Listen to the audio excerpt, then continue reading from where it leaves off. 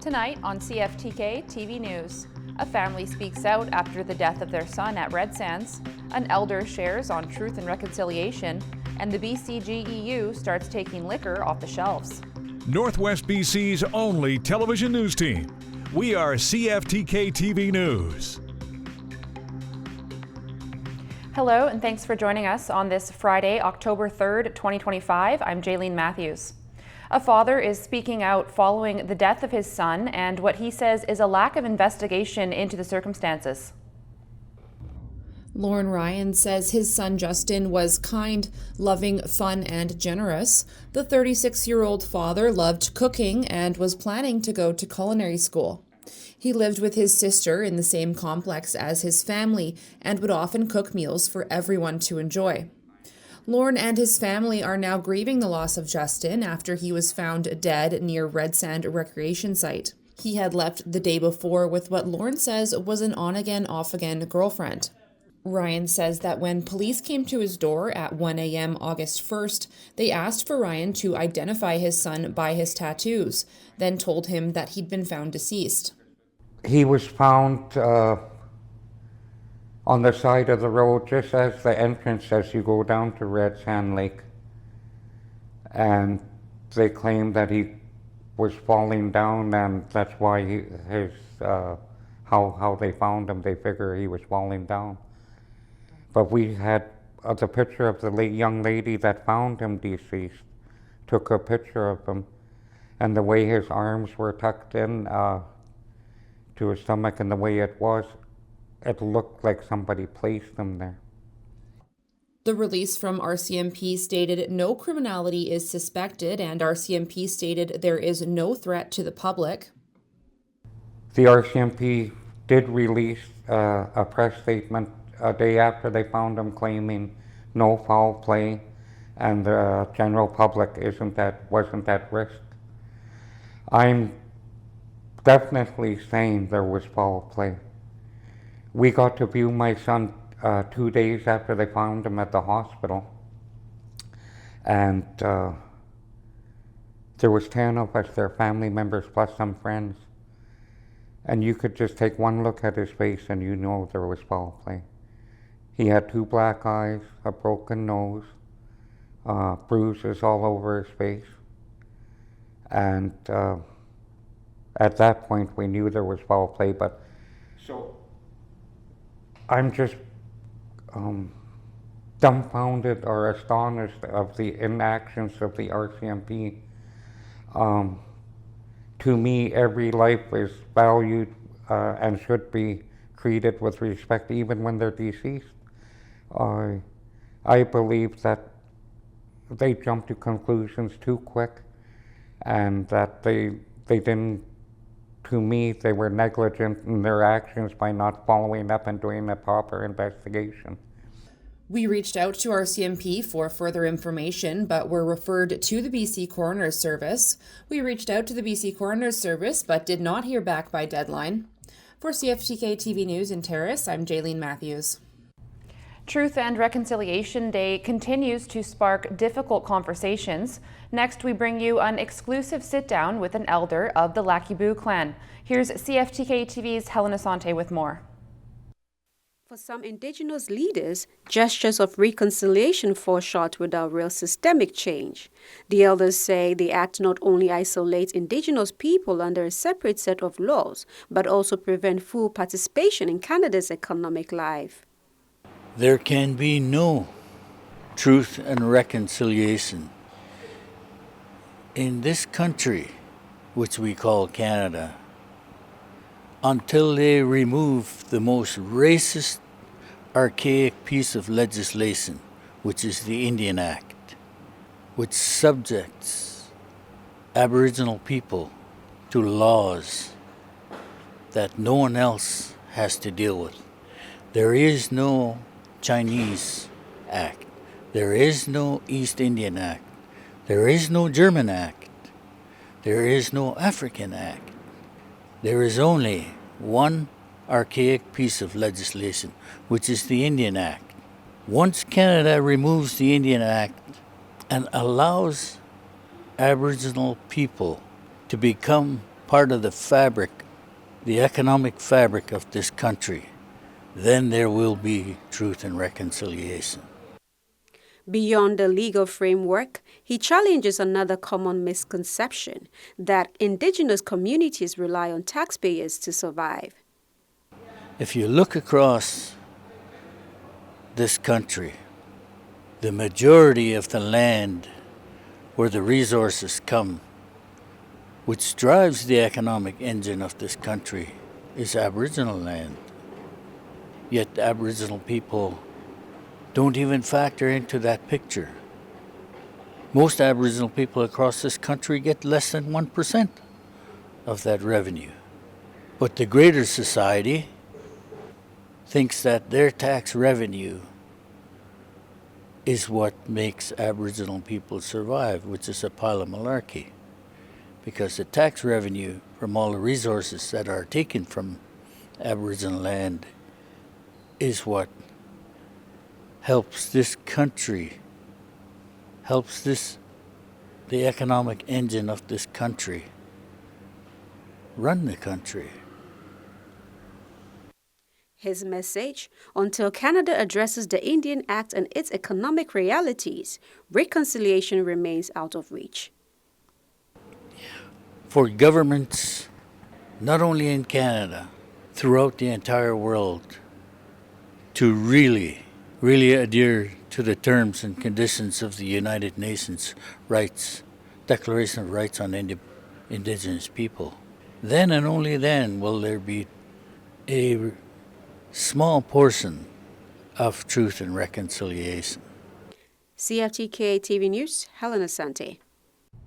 The Alberta pipeline proposition continues to make waves in BC, with many saying it simply won't happen as there's a tanker moratorium in the way of Alberta Premier Danielle Smith's plan. CTV's Tim Burich investigates further.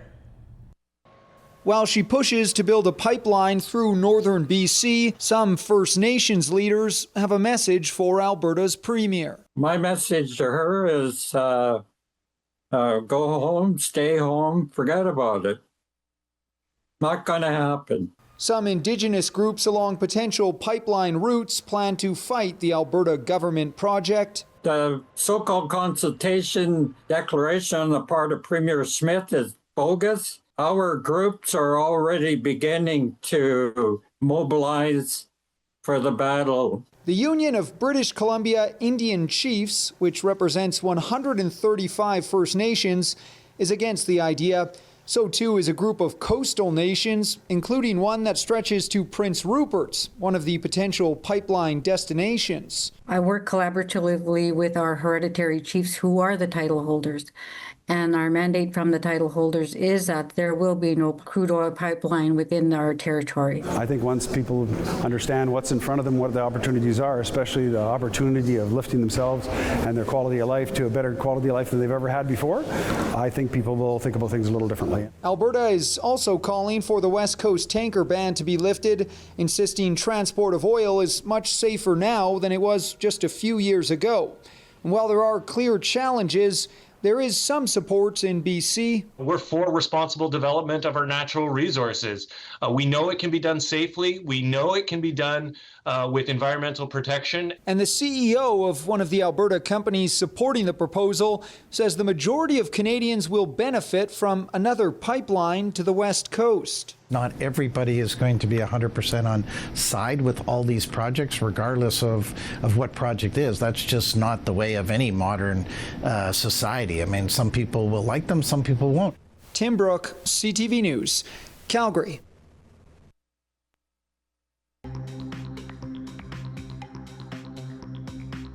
Coming up next, liquor losses from the BC GEU strike. Canada Post's latest offer to its striking workers no longer includes a signing bonus. It still contains a more than 13% compounded wage increase over 4 years, but the Crown Corporation points to its worsening financial situation. The union says it will carefully review the offers while its 55,000 members remain on strike. They promptly walked out after the government announced plans to end daily mail delivery, close some rural post offices, and move almost all Canadians to community mailboxes. And the BCGEU strike continues and begins to affect distribution, with particularly large losses in the liquor sector, and still no end in sight. Striking public service workers brought their message to the legislature Thursday, chanting outside the NDP caucus meeting room ahead of the start of the fall session beginning next week. They're exercising their democratic rights. And that is not something that is new in this province. Like the empty shelves are because they can't reorder. 5 weeks into the strike, it's hitting certain sectors especially hard. It has cut off our business completely. With pickets outside government liquor stores along with the liquor distribution branch warehouse, businesses relying on alcohol are being hurt. In particular, wine importers whose product comes in and out of the warehouse are being hammered. We cannot generate even a cent of sales since last week. So what's effectively happening is we are bleeding money without any ability to generate revenue. This private liquor store has benefited from an overflow of customers from many closed government stores, but it too now is starting to feel the pinch with a lack of supply of certain products.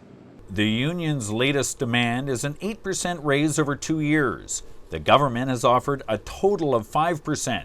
The BCGEU escalated strike action Thursday with 1,200 more picketers. It says more disruption is likely coming in a big way. Within the next week, there'll be a vastly increased impact on the general public. Unfortunately, that's unavoidable. Government failed to come back with a reasonable deal. Public service workers plan to return to the lawns of the legislature Monday to amplify their message to the politicians returning to work there. Next, let's take a look at your Northwest weather report. Tonight on the North Coast, expect showers ending near midnight, then cloudy, temperature steady near 10 degrees. Over the next few days on the North Coast, expect mainly a mix of sun and clouds with a few possible showers in there. Daily highs 12 to 14 degrees, overnight lows 7 to 9 degrees. Tonight in the Terrace-Kitimat area, expect showers, temperature steady near 9 degrees. Over the next few days in the Terrace-Kitimat area, expect clouds and showers, maybe a little sun on Sunday. Daily highs 14 to 15 degrees, overnight lows between 5 and 9 degrees. Tonight in the Bulkley Valley and Lakes District, expect conditions to clear this evening.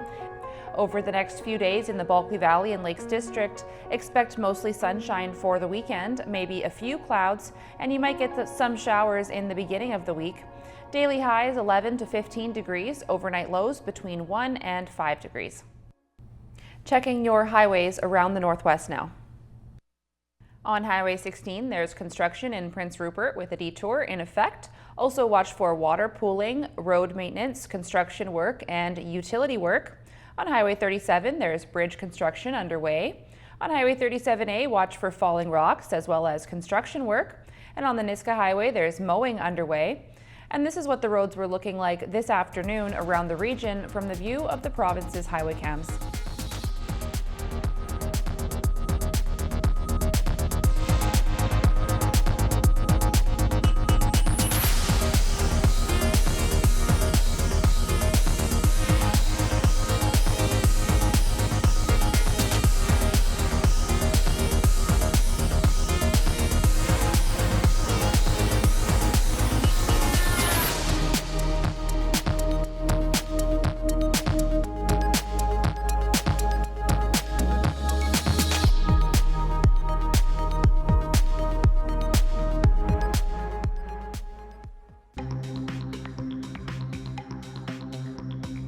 Still to come, the UK reels from the synagogue attack.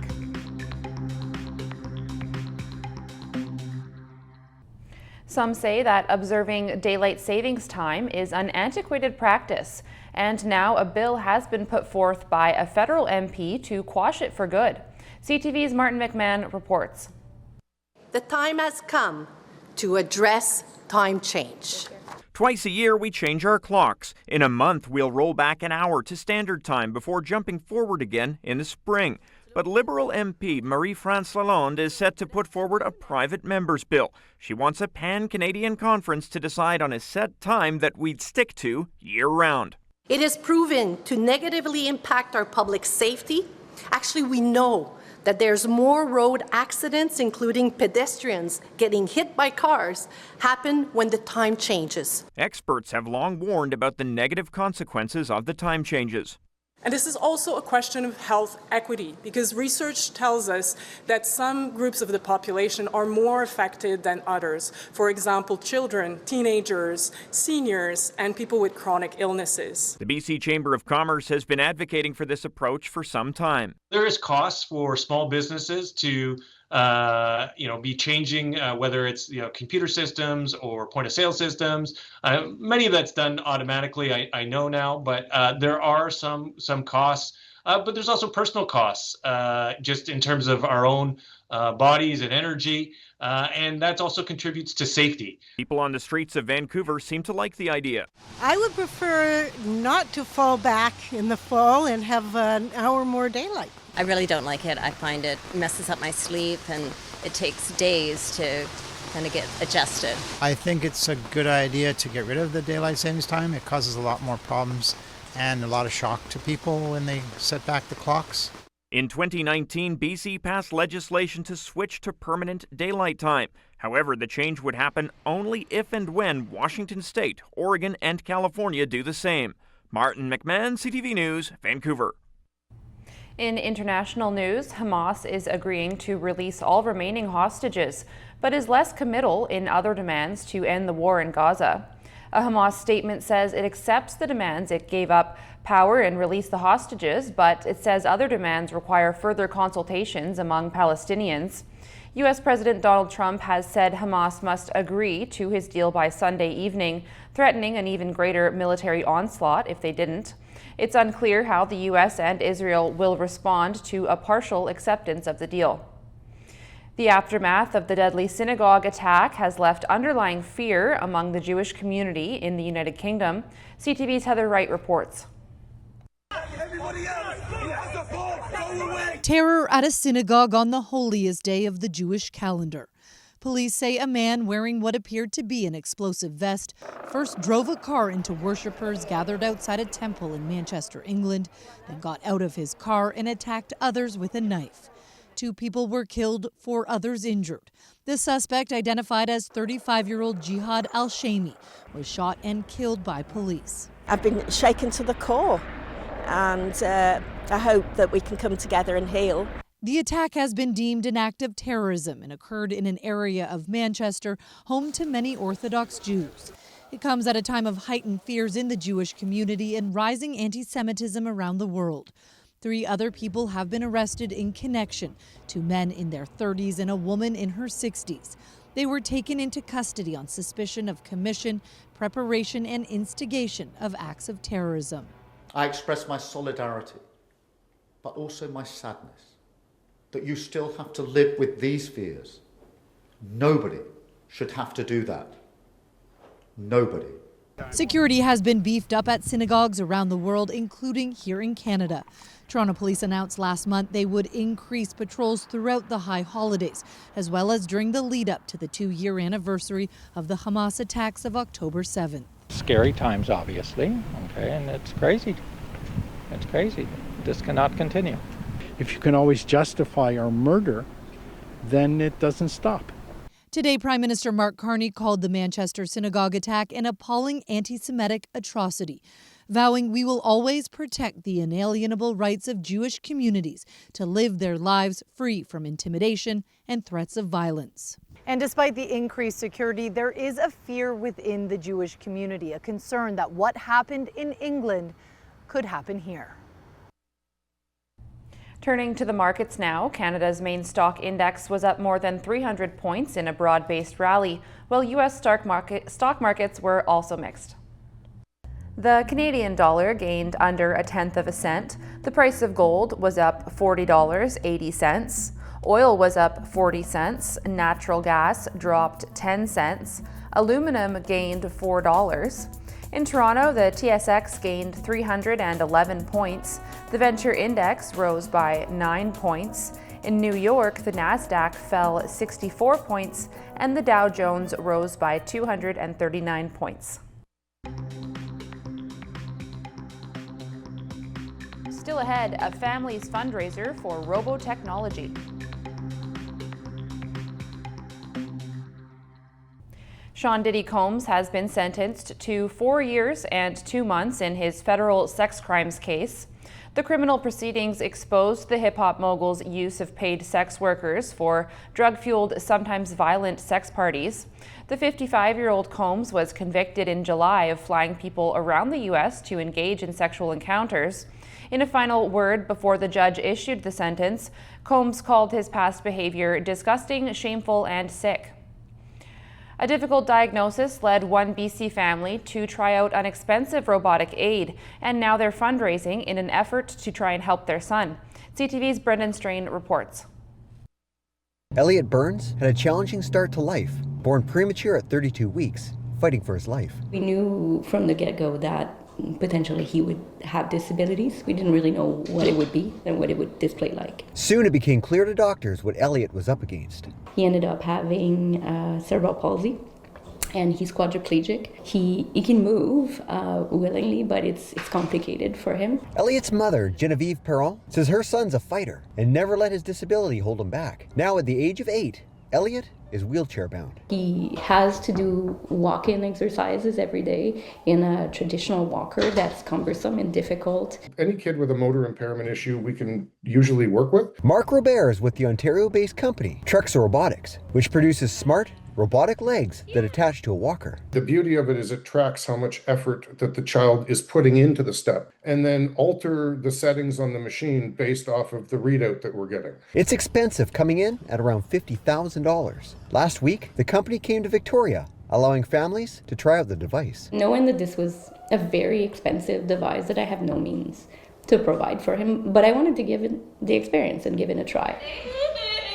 What Elliot experienced was nothing short of transformative. Wow, that was a revelation. His smile. Elliot's demeanor changed. He's normally very hunched down. He sort of raised up. His little hands were very soft, which means that his muscles were not contracted. And for the very first time, Genevieve was able to walk hand in hand with her son. It really made me tear up. Afterwards, Genevieve shared the family's experience online, knowing that was most likely the last time Elliot would get a chance to use the robotic device. Then her friends pitched her an idea. Why don't we try to do this together? Why don't we fundraise? Now Genevieve has embarked on that fundraising effort through supportnow.org. The website operates like a GoFundMe, although it was developed for families with kids with special needs issues. It will allow 100% of donations to go directly to the cause. I want to be able to give him a way to experience the world in a different dimension. There's nothing in the world I wouldn't give for that. Brendan Strain, CTV News, Victoria. That's our news for now. For more local news, you can visit us at CFTK-TV.com. We're also on TikTok, YouTube, Blue Sky, and X. Thanks for watching. We'll be back on Monday.